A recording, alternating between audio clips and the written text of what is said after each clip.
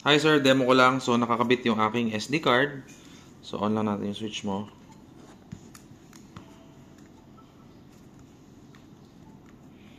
Okay. So unang boot natin, launch, semi-stock. By the way, files po namin to, SD card po namin ang gamit. Dahil yung SD card po ninyo ay hindi pwede.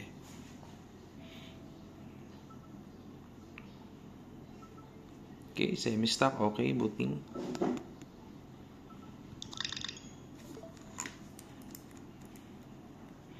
Nag-create na ako ng MOMMC nito sa SD card namin for purposes of testing. So on ko ulit.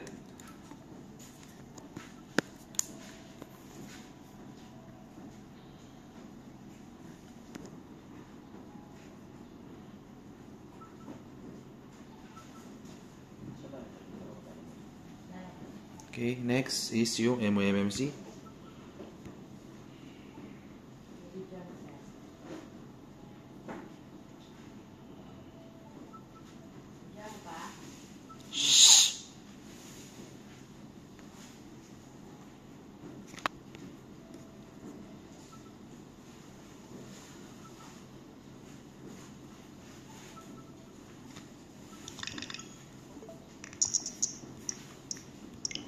MOMMC.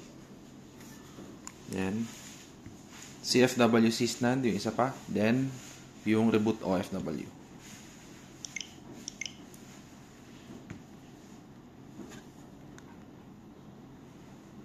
Yan.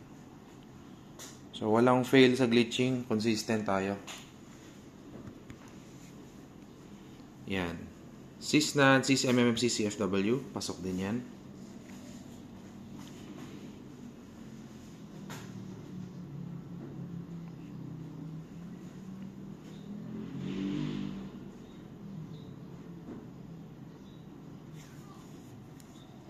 And last naman is yung OFW. Reboot to OFW. So yung mod chip bypass na OFW napakita ko na kanina. So this time, ito naman, reboot to OFW. Reboot OFW.